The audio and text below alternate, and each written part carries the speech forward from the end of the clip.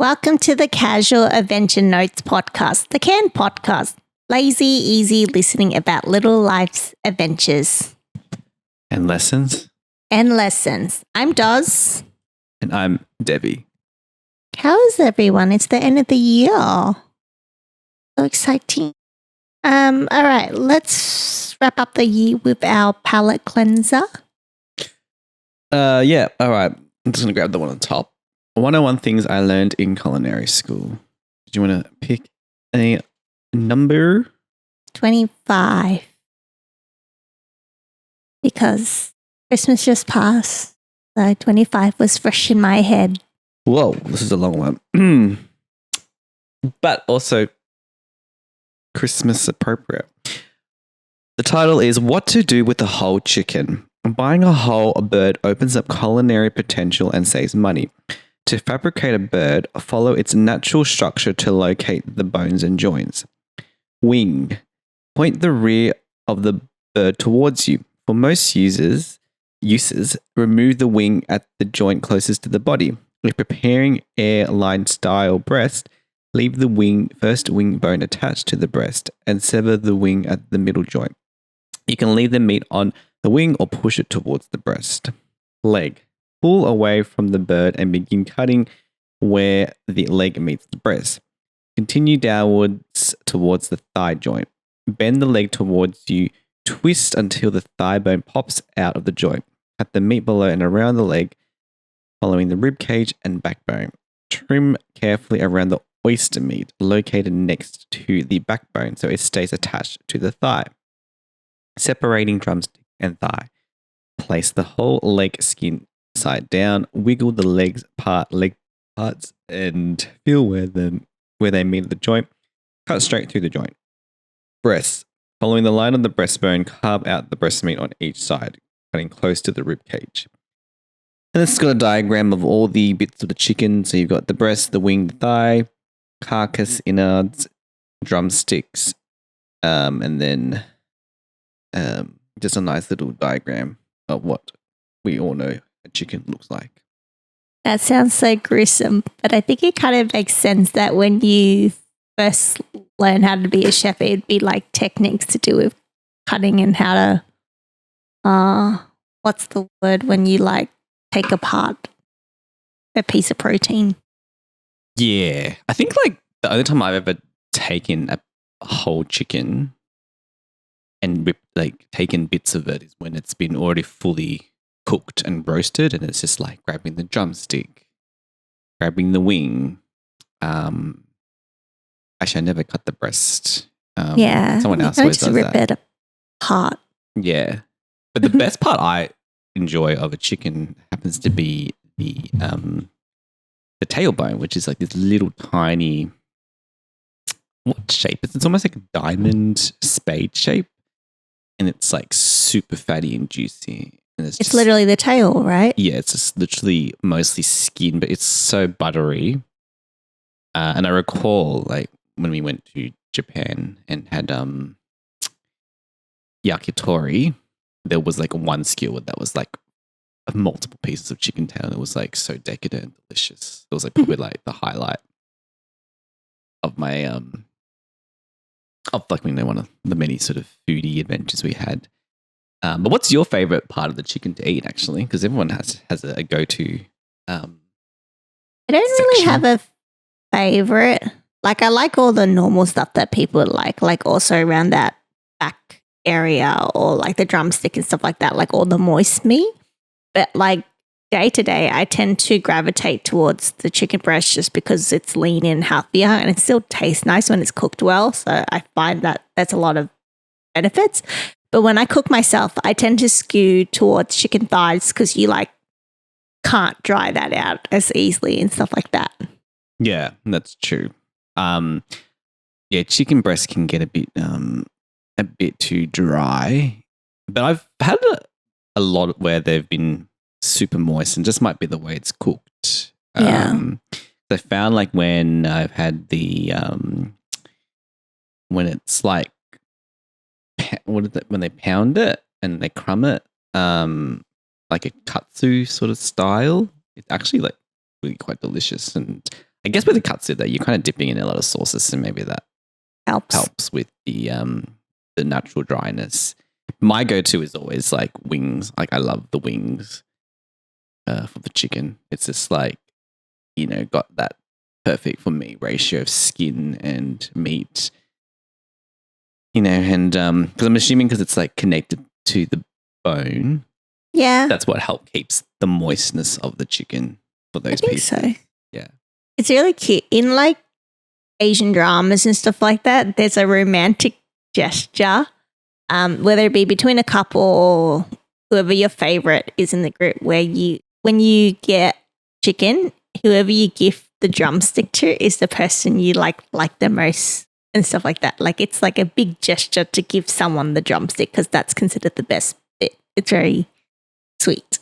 Yeah, because it's like so easy to hold and eat. It's like a single bone and you get to hold it in hand. That's why I love those turkey drumsticks that they sell at the theme parks. Yeah. Or any drumstick in general. Yeah. Cool. All right, let's dive into our main course today. This is triggered by a little memory-ish triggered by it's holiday season at the moment. So I went home to my family home and I was just digging through my old room, trying to look for something. And then I stumbled across something called a friendship book. And those who were children growing up in the early 2000s might recognize this. So a friendship book is essentially a scrapbook. It's where you have a book and you pass it on to your friends, and each person has a page where they just scrapbook it. So they stick stickers, they cut out magazine things, they decorate the page however they want, and they just write it about themselves. And then it becomes like a address book of like all your friends. And then it's really cute because you all exchange like friendship books and stuff like that. And then you show like how many friends you have at the end of it. And it's just a lot of fun. And I found my old friendship book from like when I was literally like 12, 13-year-old. And I found like my original entry and I found entries from like friends from back in those days. And it just like triggered this like huge wave of nostalgia. And just thinking back about how like the simple joy in life back then was like arts and crafts. Yeah, I remember doing that too. Like I remember like going through magazines and cutting. Well, I actually did them more for school projects. But I guess now like the equivalent is like a Pinterest sort of board, like, isn't it? Like I think that's how Pinterest was heavily inspired. So the friendship book, like what would so was it like who owned it then? Was it one person? So everyone has their own. Oh, and then you swap. Give it to people to fill in theirs, and then you just build up a collection. And inside the book, it's like everyone has their own way of doing it, but generally when you give it to someone, they get a page or 2 pages, and it's just about themselves. So it's like a profile of them. And then in my book, I had at the back page, I had a sticker page where everyone like graffitied by putting their own sticker and writing a message next to it. And I also had a message page, which was like dedicated messages to me. It was almost like social media, but like in a physical form. Yeah, because it's like kind of showing your personality and what you liked and a little bit about you. I guess it's like sort of like the MySpace page, isn't it? Kinda. Like, I imagine a lot of the inspiration around like online social media was from these things, which kind of like, it's funny because like nothing's really a brand new idea. It's just an iteration of something that already exists. But it was so cute. First of all, I couldn't spell. I have this actually funny story that like when I was little, I like usernames like in games and emails and stuff like that. I really liked fairies and angels. I like things with wings. Like that was kind of a big obsession of mine. But I couldn't whenever I spelled fairy, I wrote fiery.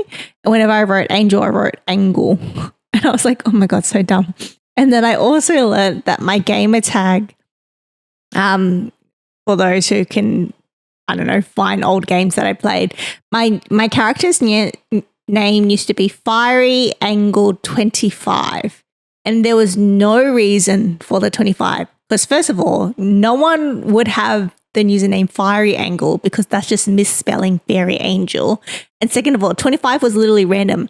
But because it was so common for people to have numbers at the end of their usernames because their names were actually taken, I was like, oh yeah, I just have to add a number. And then for some reason, 25 was in my head at that one time. I was like really little. But I remember this was a thing because in my profile, in my friendship book, I had like, you know, my emails and like my gamer tags and stuff like that about me. And I was like, oh my God.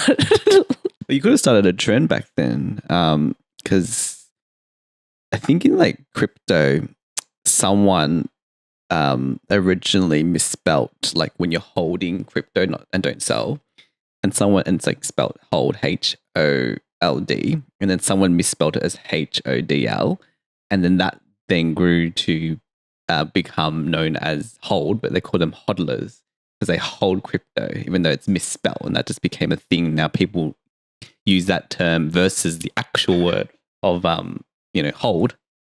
That's so stupid. So it's like you could have started a whole thing with fiery angle. Yeah.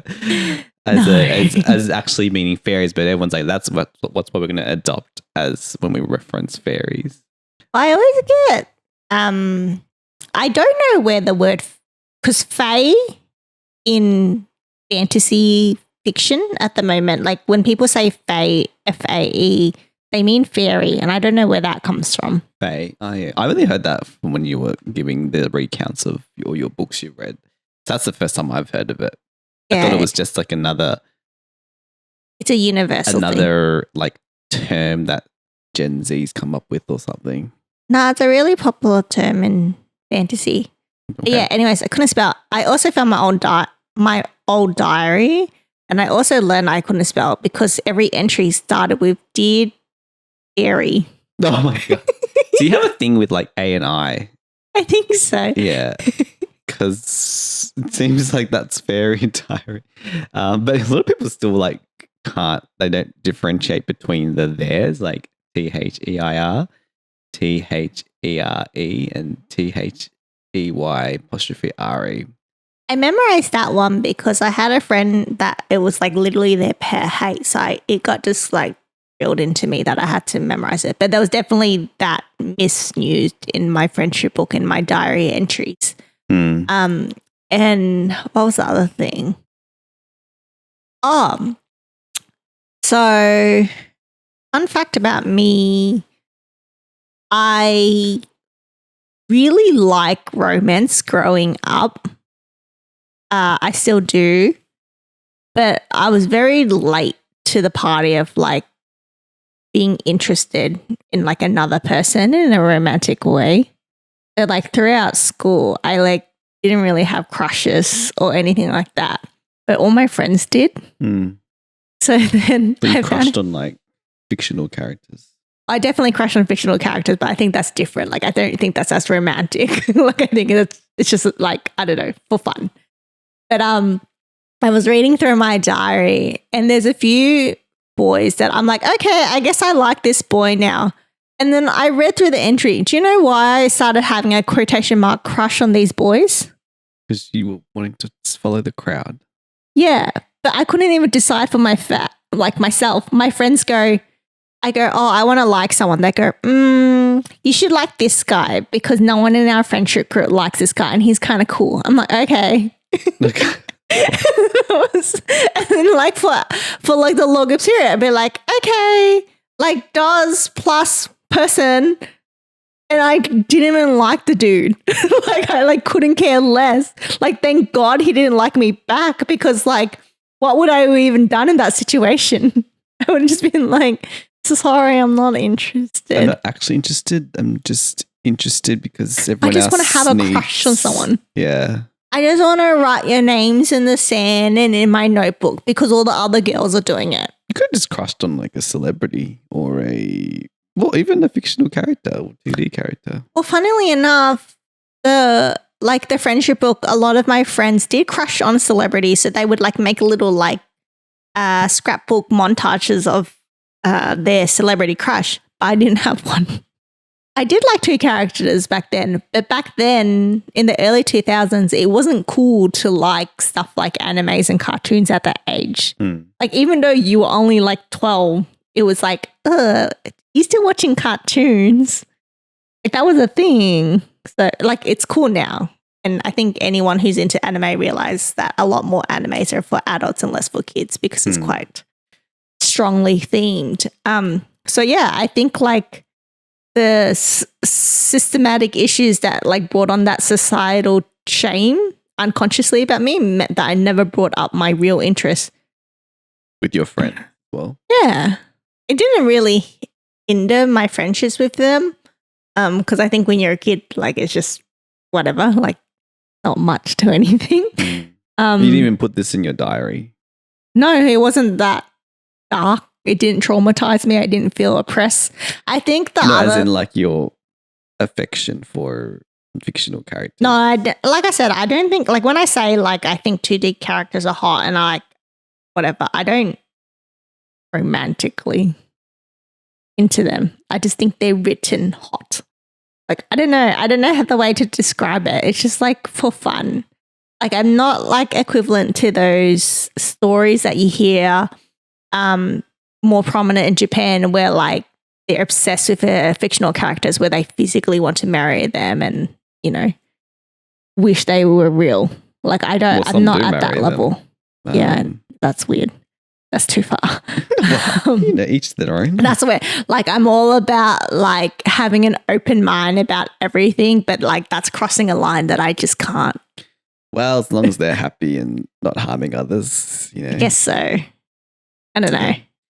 I was going to ask about, do you remember like back in the day when like diaries were such a big thing and there was like a whole bunch of, I remember there was this film about a girl who had this diary and then she wrote stuff and then it ended up being like shared and then because she wrote all this in some ways sometimes crap about friends, they all like, I can't remember what the movie was, but I remember like there was all these products on like locking your diary and like having them passcode protected. I think some even had like fingerprint like scans and stuff as well. I had one. It was purple, but I forgot what it was called. I remember wanting one like for like all like to get it, but it was always targeted towards girls. So it was always like pink and girly, and the protector of the diary was always like a girl voice and stuff. So I never got one in the end, but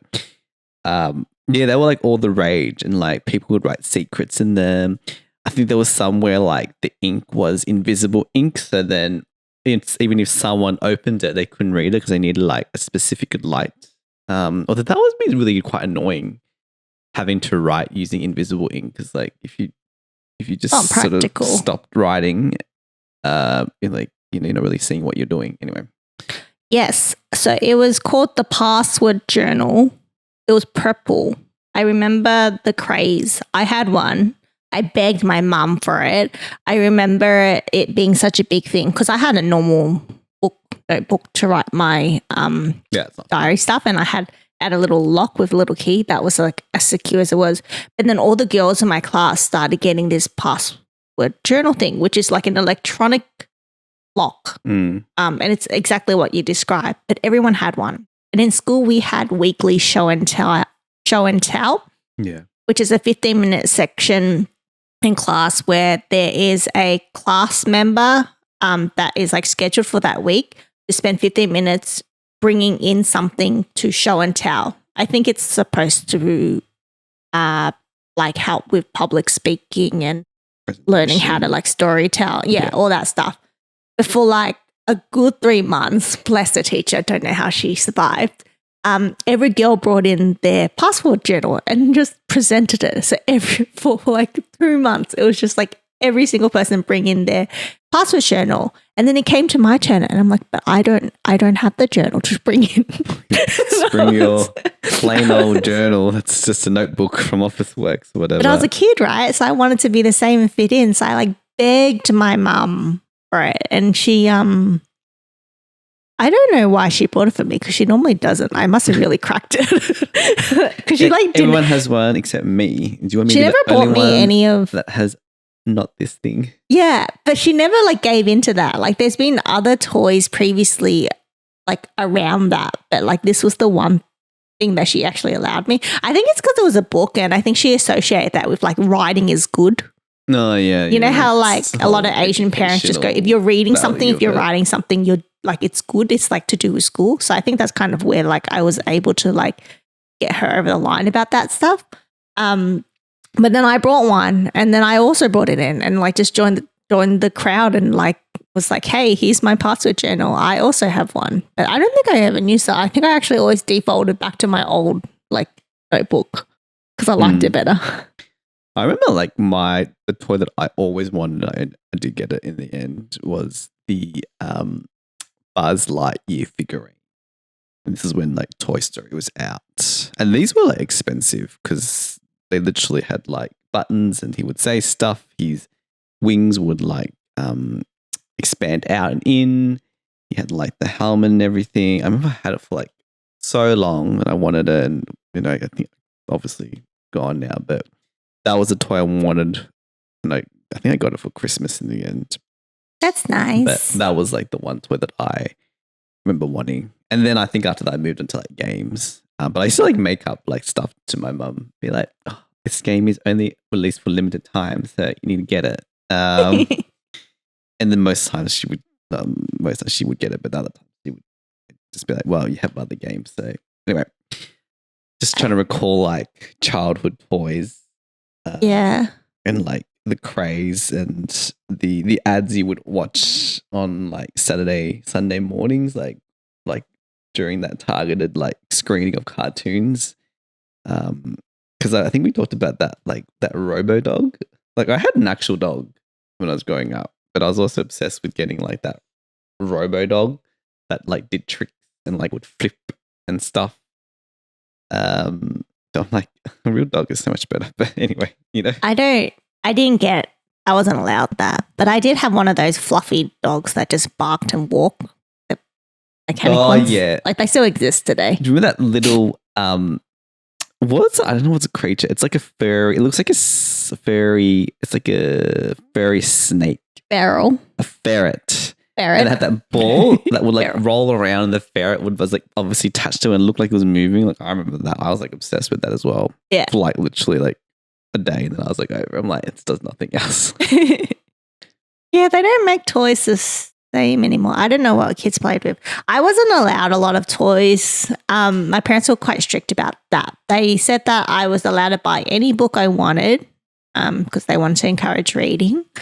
But like toys were very, very strict. Sometimes the only reason I would get it was like my older cousins and my aunties and stuff would get it for me. Oh my God, do you know how I got the first place? This is how I became a gamer, but not a good gamer, just like a gamer in terms of like gaming is one of my many hobbies. I started with the PlayStation, the first PlayStation. And the only reason I had it, my parents weren't going to buy me one. I played it all the time when I went to visit my cousin's house and stuff that had one. But my uncle had brought one, I think for himself and for his kid. But his son was being like a little brat and being really naughty. And then apparently like he was like, if you don't behave, I'm going to give this PlayStation away. And then it got to a point where he's like, I'm going to give your PlayStation away. And then he gave it to us. And that's how I got my first PlayStation. Oh, that's cool. Free PlayStation. So random. What was my first game console? Mine was the SNES, the Super Nintendo. I think it's like entertainment system. It was like one of those games with the cartridges, because PlayStation, like the first one was a CD, yeah. Yes. Yeah. Yeah, it had the circle on top. Yeah. The SNES was like those cartridges, and you had to do the thing where sometimes you had to blow it. And my cousin had those. And then if it didn't work, I think I still have it like somewhere, but man, that was like back in the days. And there was always like only 2 controllers, so you could only have it 2 players, whereas now it's like you can have like 8 people playing on a single console on like your gaming has evolved. Switch, yeah. For sure. black and white Game Boys. Do you remember that? Just like the definition level as well. Like everything was so pixelated. Yeah. And Pixelated. Now it has a certain nostalgia and novelty to it now because like sometimes people like that 8-bit sort of look. oh, that still works to a certain extent because you can make 8 bits high def, but like back then they thought it was revolutionary to like do something 3D, but it was like the most pixelated 3D ever. But that's just how technology is and how it evolved. And it was like the coolest thing back then, but not anymore. Yeah, now it's like next level. Sometimes it looks graphic. so realistic. Well, AI, they can pretty much recreate people and use people's facials and their whole body and like do a whole TV series. One of my favorite games is the 8-bit art, like it uses pixel art.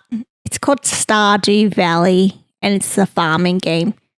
I've always been into farming games because they're so relaxing. You don't really have to think much. You just do. You have a routine. You try to earn money. You try to court people in the game if the game allows it. My first version of that was Harvest Moon on the PlayStation. I remember so I've been pretty good most of my life to regulate my emotion. But there's this one outburst I remember where I couldn't control my feeling and it's like left such an indent in my mind. I was probably like a teenager, I'm going to say. And I was playing Harvest Moon and I had progressed it so far. And in the PlayStation back in the day, the way you saved the games was you had like a memory card and you had limited slots to save your games on because storage digitally back then was like a lot smaller than it is now. Like now you can save like things to the cloud. It's unlimited. Memory cards or SD cards are like a lot larger. So it's a lot easier to fit things in. Yeah. I have siblings and my brother played Harvest Moon as well.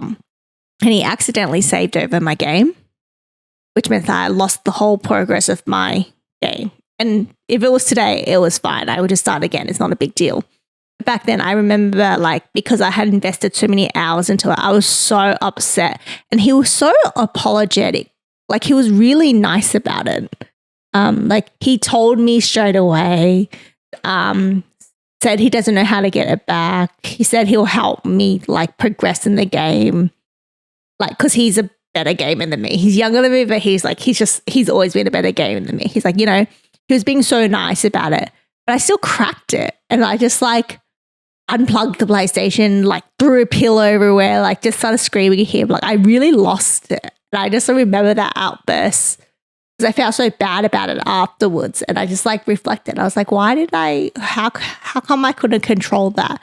I think that was my first lesson of like empathy because I realized like the reason why I felt so guilty about that was because he handled it better than me and he was younger than me. And I was like, oh my God, that's so shit. That's so like.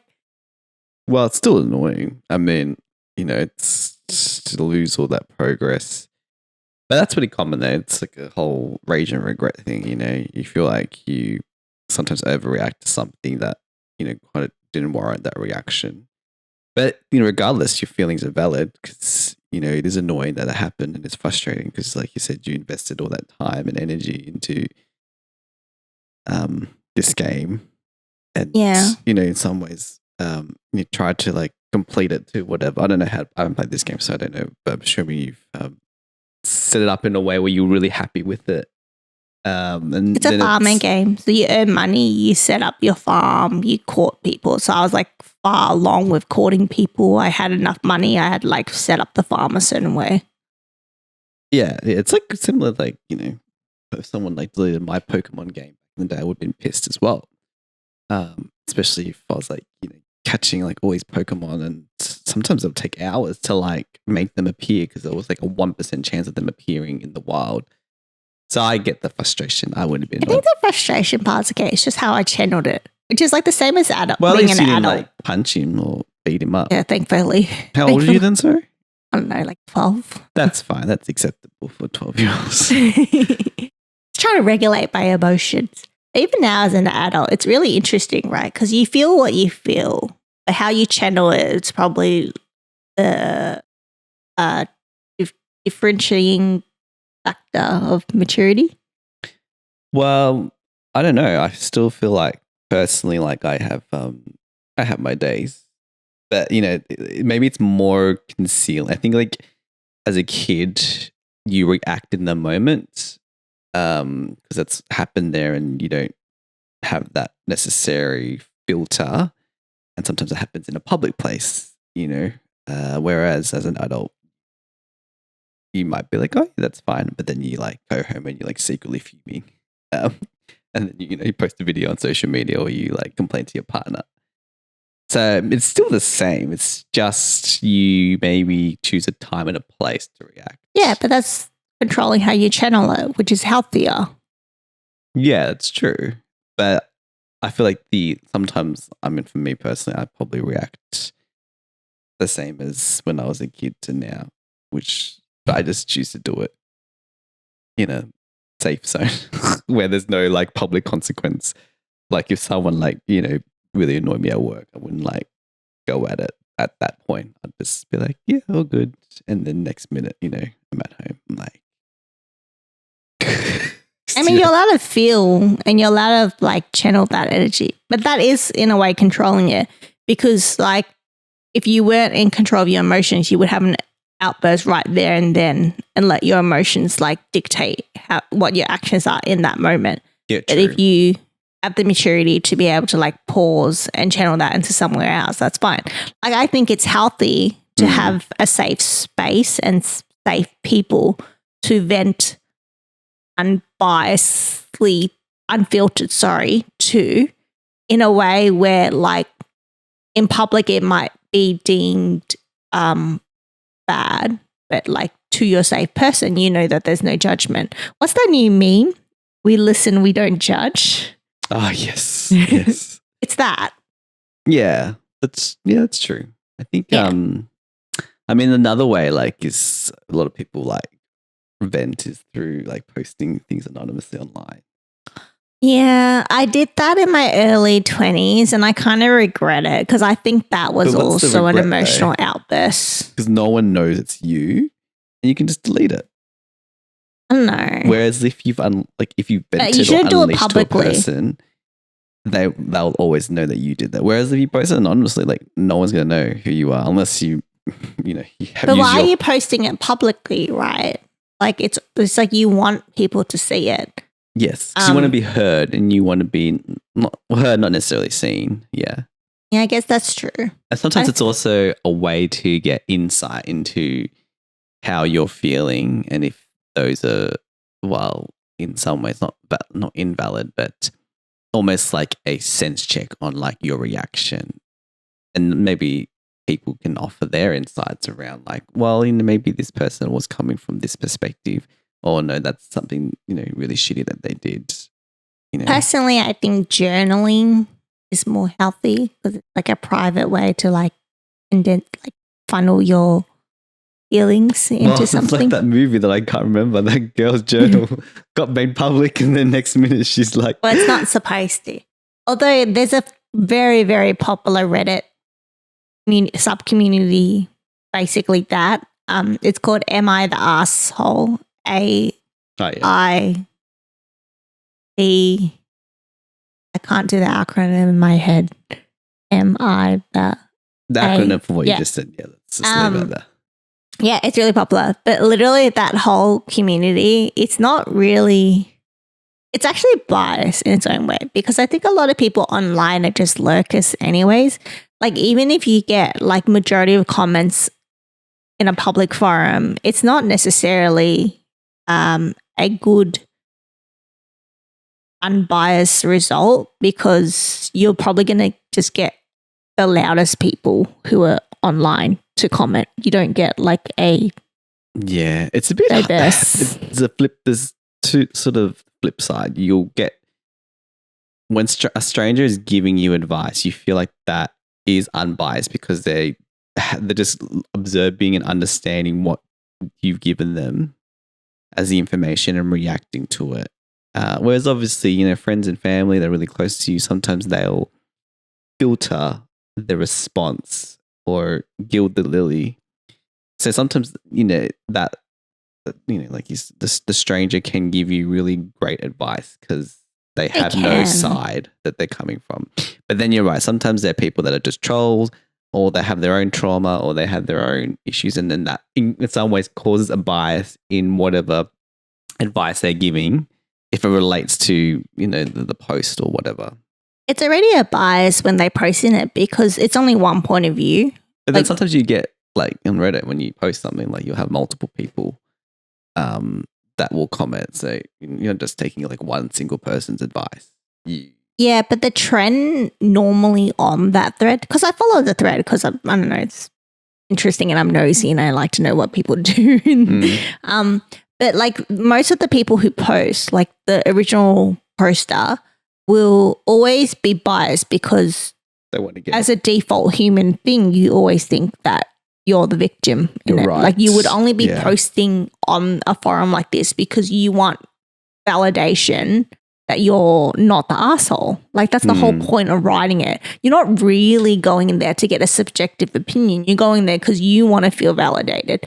And then unfortunately, majority of the time, because of the way you would biasly write your point of view, you're going to get comments that validates that you're not the asshole. There's literally a meme. Yeah. There's a meme that goes, "Oh, if you ever don't want to feel like the asshole in an argument, just post your point of view in am I the asshole?" That's true, because you'd always sort of put your position and give, in some ways, filter information that potentially might detract from your messaging or what response you want to get. But I find that a lot of forums, a lot of people are really good at picking out stuff, and sometimes they'll question or be like, "Oh, can you give additional information? Did this person do this, or is this repetitive, or something like that?" Sometimes. And then it unravels a little bit more of the situation. Yeah, sometimes. No, you're right. It does. Like it depends. People are really good at reading in between the lines. It depends who sees it as well. Like you can't control because there's a lot of. Okay, your toy just fell. Because there's I can't remember the actual story, but this is the one that came to mind first, but it's not the story I wanted to tell.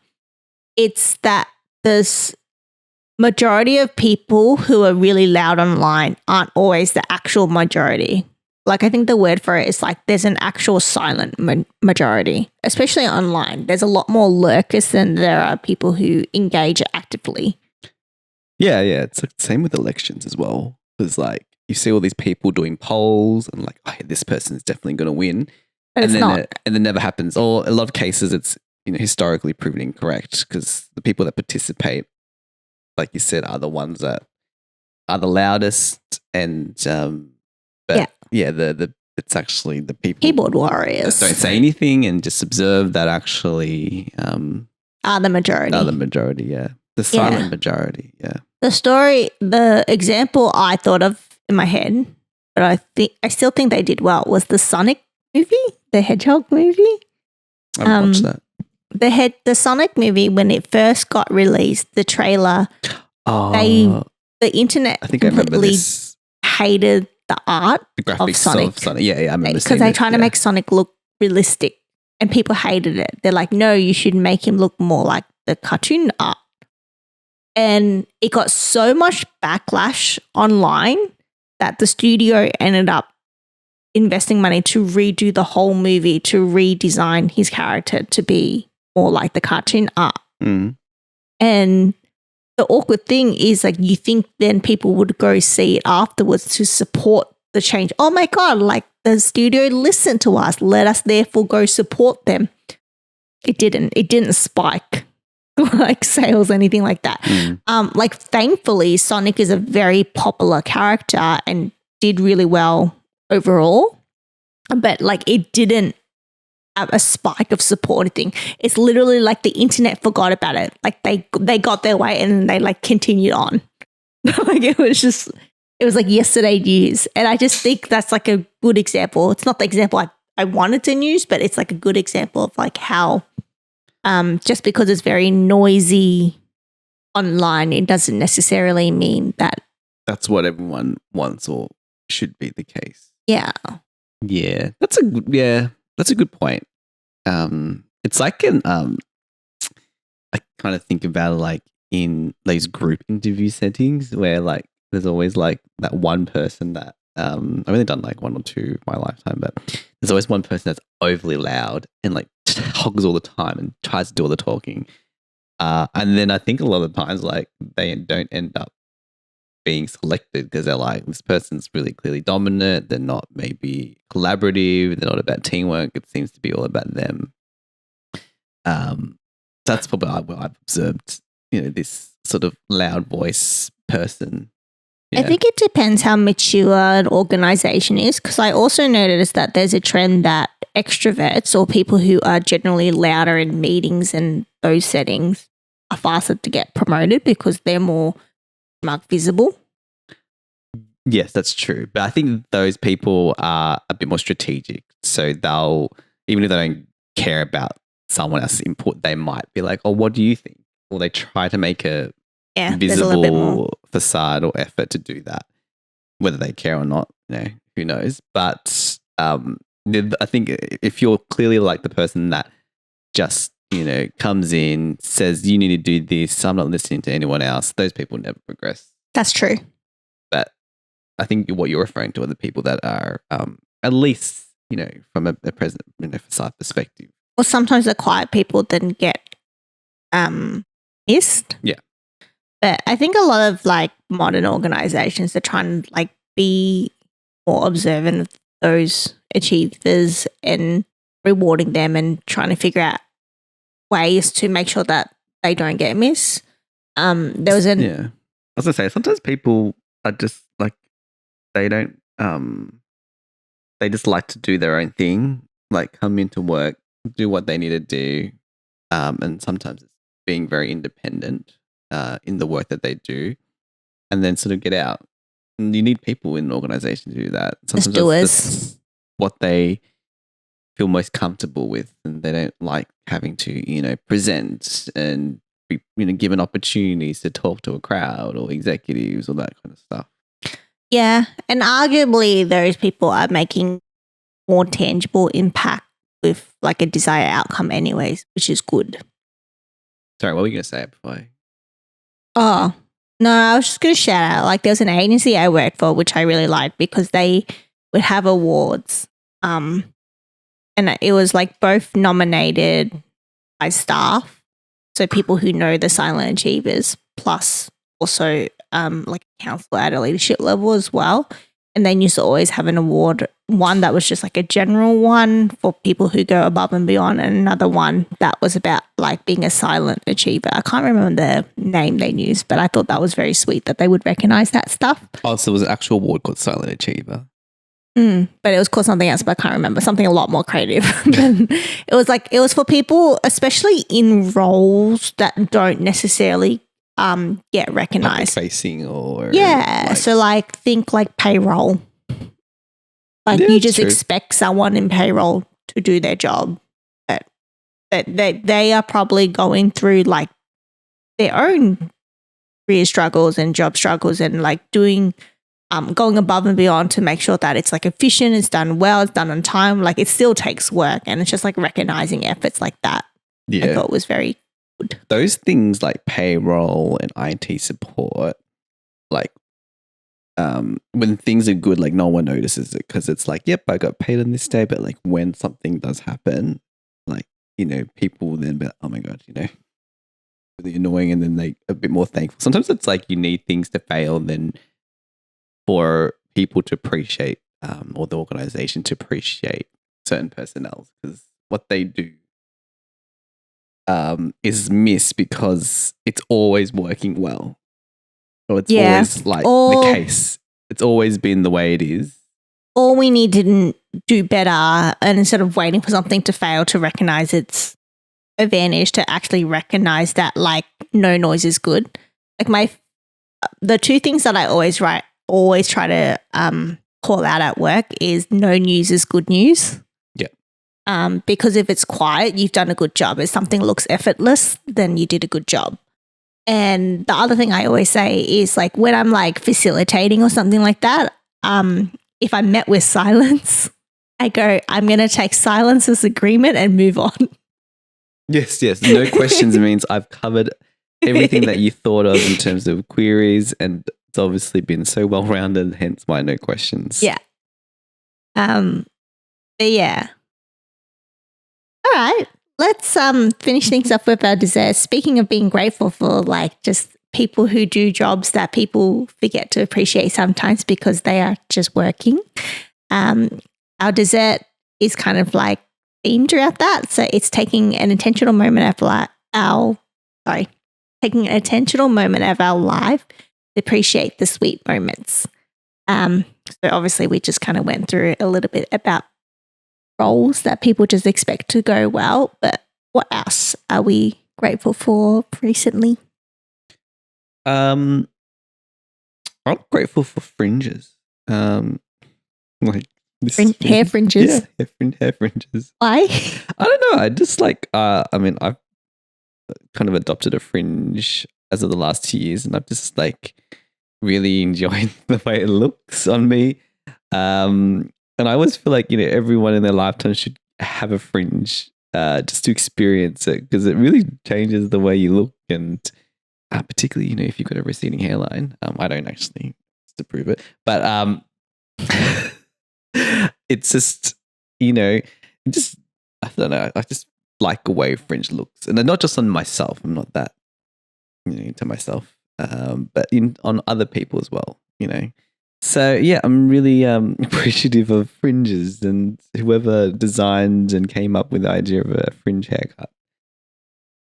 Sorry, it's a bit random. Nice. But it's just, I think No, I was it's just good. like, I was like going through old pictures of myself, and I just looked at how much hairstyle really changes someone's look. Helps frames people's faces. That's what people say about styling your hair. It helps frame your face.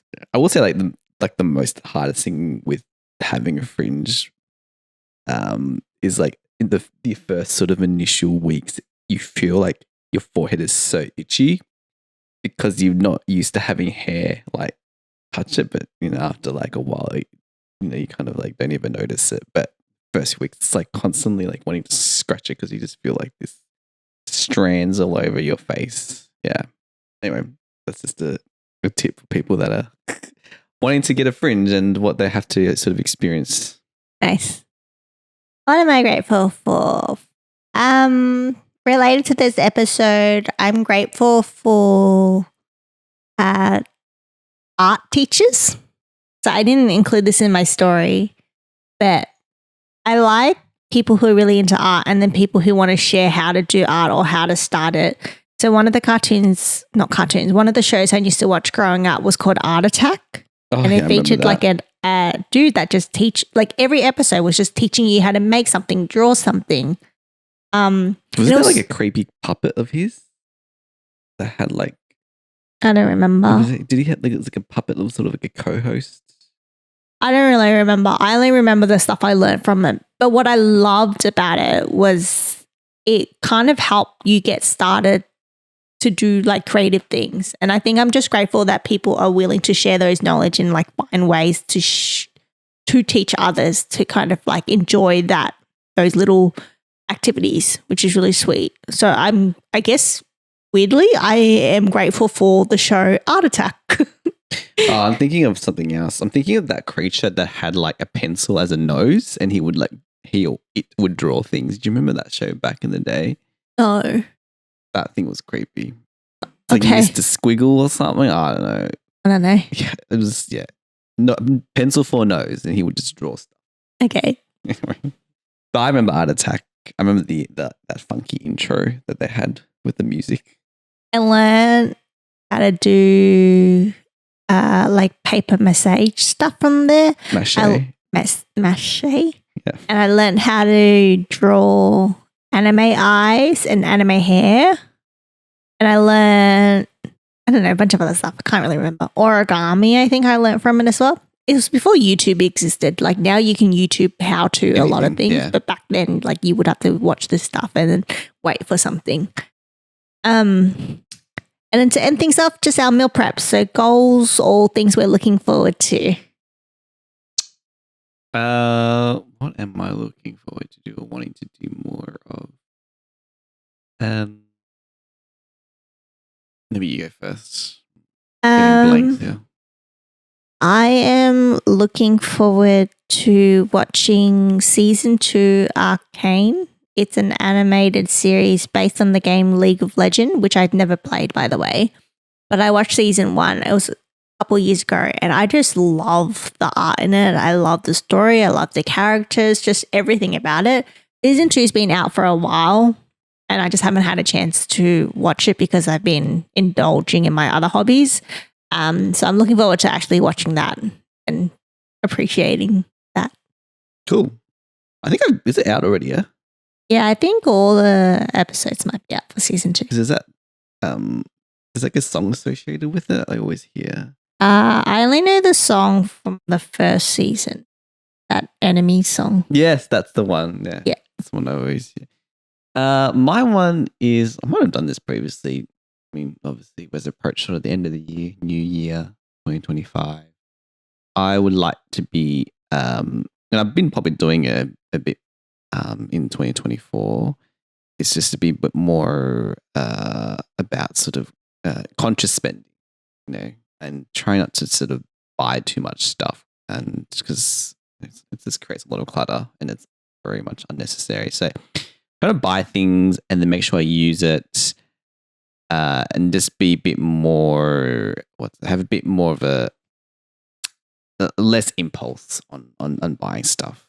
Because like sometimes you just sort of get influenced, by social media, or you feel like you really want something, and then after you get it, like, why did I buy this? And it's like a waste of money. It just kind of takes up space in the house. So yeah, more conscious spending. That's a good one. All right, let's finish up here. This is our last episode for the year, which is so exciting that we gotten to this point. It is also the last episode for our season. We decided to do like a season thing so that we can actually start reflect to see what else we can do with this podcast. I don't know if we're going to kick off this next season straight away, so stay tuned. But if not, know that there is more episodes coming. We just don't know when we'll release because we're just going to take a moment to reflect on what we've done up to date to see what else we want to do in the future. But yeah, thanks for everyone who's been tuning in, watching, listening. Not just the the long ones, but also the shorts and all the TikTok, Instagram, YouTube. We get Spotify as well. Yeah, all those platforms. So, I feel like it's great that we have people that listen and like and comment on stuff because it just makes us feel like it's not complete wasted effort. So you really appreciate all that love and we can't wait to yap more in the future. Do it all again in 2025 season 2. Thank you so much, everyone, and we'll see you soon. Bye. Bye.